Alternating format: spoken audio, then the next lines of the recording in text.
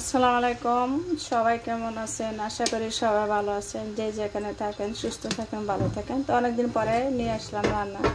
আমি অনেকদিন ধরে ভিডিও করা পরে না, রান্না করার পর ঠিকই, কিন্তু হালকাভাবে তেমন কিছু রান্না করা পরে না। আর আমার সামাদ মানে গরমের মধ্যে 3 মাস আমি একটু ফ্রি পাই, তখন ভিডিও করি। আর এরপরে বাচ্চাদের স্কুলে খুলে লেগে তেমন কিছু সময় থাকে না হাতে, তো শর্টকাটে রান্না শেষ করি। আর আমার বাচ্চারা কন্টিনিউ ভাত খায় না, এই কারণে অনেক সময় রান্না করি হালকা, তাই একটু ভিডিও করা পড়ে না। তো ভিডিওটা দেখতে থাকেন, কার ভিডিও ভালো লাগে লাইক শেয়ার করে দিবেন।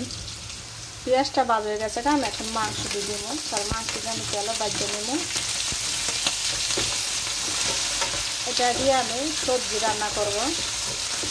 মাংসটা ভাজা হয়ে গেছে, এখানে হলুদের পাখি, লবণ, কাঁচামরিচ, আদা রসুন বাটা, জিরা বাটা দিয়ে দিলাম। তো এটা মরিচের পাখি দিব না, আর এটা হলুদ কম দেবো, একটু সাদা হইব, কারণ কালারটা বিয়ান করলে বাচ্চারা খাইতে সুবিধা। আর এটা এই সবজিটা তেমন কিছু মশলা তেমন কিছু দেওয়া হয় না। মাংসটা কষানো নাই, আর 10 মিনিট কষাই নেব। একটা গ্রিলা মাংস ছিল, পিস করে রাখছিলাম। তো মাংসটা পাতলা করে দিতে হয়, তো গ্রিলা মাংসটা আমি পাতলা করে কেটে রাখছিলাম। আমি সবজি দিয়ে দিলাম। এখানে আছে সব সবজি বলতেছি, কপি আছে, দুকনি, বটবড়ি, তার মধ্যে আছে গাজর, তার মধ্যে আলু দিমু, কিছু টমেটো দিমু 2 পিস। মানে এটা দিয়ে আমি রান্না করব পাঁচমিশালি। তো এটা আমার বাসায় সবাই ফেভারিট খাবার, এই সবজিটা। তো আমি বেশিরভাগ এটা শীতের দিনে রান্না করি। একটা মুরগির মাংস দিয়ে রান্না করা যায়, গরু মাংস দিয়া, তন্ন দিয়া, মাছ দিয়া, সব কিছু দিয়ে এই সবজিটা চলে। টমাটো দিয়ে দিলাম, আলুটা 5 মিনিট পরে দেবো, আর সাথে কিছু কাঁচামরিচ দিলাম। এখন আমি আলুটি দিয়ে দিলাম। আলুটি সবার শেষে দিলাম, কারণ আলুটি মানে এদেশে আলু একদম নরম, বেশ এখন কষা যাতে একবারে খোয়া জায়গা, তার জন্য আমি একটু পরে দিই। তো এখানে সামান্য পরিমাণে পানি দিব। এবার সবজিটা একটা ফেভারিট সবজি, আমার বাসায় সবাই খায়। এখন আমি ফুটানো পানি দিয়ে দেবো।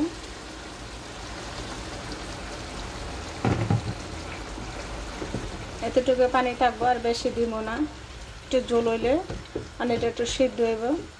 এটা আমি সব দিই, হাফ দিই নাই। কপি, গাজর, বটবড়ি হাফ দেওয়া মিশি, আর ওটি হাফ ছাড়া। সব জিনিসের গাজরটা একটু হাফ দিয়ে নিলে একটু ভালো হয়। রান্নাটা হয়ে গেছে, এখন প্রায় 15-12টা হয়ে গেছে না। আজকে আমার রান্নাটা দেরি হয়ে গেল। ঘুম থেকে 9টা বাজে উঠে সবজি কিনে আনছি, তারপর আমি রান্না বসাইলাম। তো রান্না হয়ে গেল। এখন আমি বেড়ার মাংস রান্না করবো আজকে অনেকদিন পরে।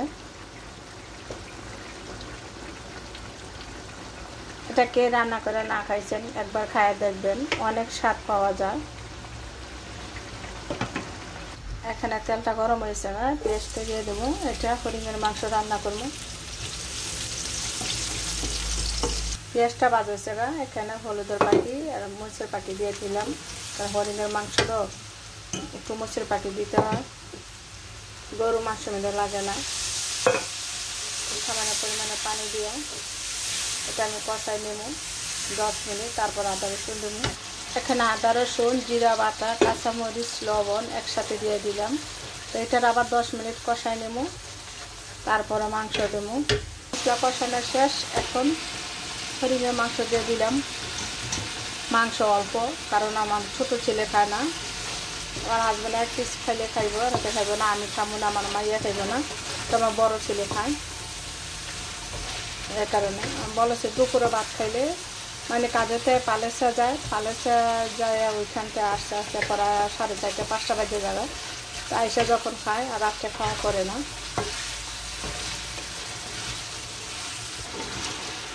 এটা কষায় নিতেছি। এখন আমি একটা টমেটো দিব এখানে। টমেটো দিলে যেমন একটু মাংসটা একটু স্বাদ হয়। আমি এখানে সামান্য পরিমাণে পানি দিব। এই পানিটা আমার মাংসটা সিদ্ধ হয়ে যাবো গা, পানিটা একটু শুকাইব। এখানে আজকে আলু দিব না, আলু ছাড়া রান্না করবো। বেড়ার মাংস রান্না শেষ। আমি যে পানি নিয়ে দিয়েছিলাম ওই পানি নিয়ে শুকাই গেছে। এখন আমি চুলাটা নিয়ে গেলাম। মোটামুটি আমার রান্না শেষ হয়ে গেছে। আলু ভর্তা বানাইলাম, তারপরে সবজি, আর এখানে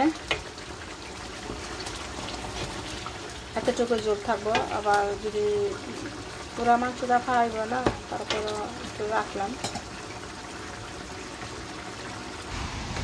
কী অবস্থা, বৃষ্টি জানি না কতদিন বৃষ্টি থাকে। তো দুদিন ধরে অনেক বৃষ্টি আসতেছে, খাল ভরা পানি। এটারে মানুষে বলে স্বপ্নের এটা হৃদয়। তা আমরা এই জল বৃষ্টির মধ্যে বাড়ে চলতে হয়। ছেলে মেয়ে স্কুলে যায়, বড় ছেলে কাজে যায়, কারণ আমাদের এখানে কিছু স্থানীয় থাকে না। এই জল বৃষ্টির হলে সব কিছু চালায় নিতে হয়। তো সবাই ভালো থাকেন। আল্লাহকে স্বাস্থ্য ওয়েদারটা দেখাইলাম কী অবস্থা। তো এই বৃষ্টি কতদিন থাকে সেটা বলা যাবে না, কারণ রোদ উঠে না গেলে 3 দিন ধরে, তো হয়তো বা সপ্তাহখানে থাকবো।